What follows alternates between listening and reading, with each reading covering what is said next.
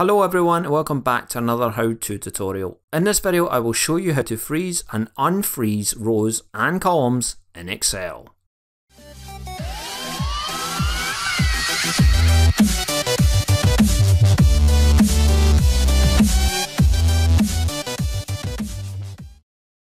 The first thing to do is open your Excel spreadsheet.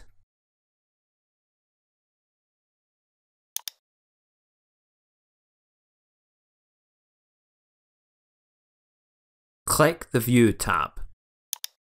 Click the Freeze Panes button. A drop-down menu will appear. Click Freeze Top Row from the menu. Scroll down your spreadsheet to see the results. To unfreeze, click the Freeze Panes again. The top row will return to normal. To freeze first columns, click Freeze Panes button again. This time choose click Freeze First Column in the drop-down menu. Scroll right to see the results. To unfreeze, click the Freeze Panes again.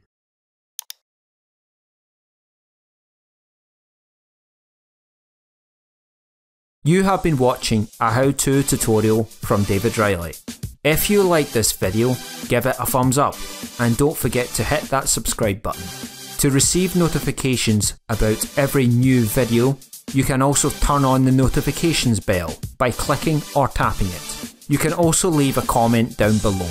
Your ideas and suggestions are always welcome. Until the next time, take care everyone.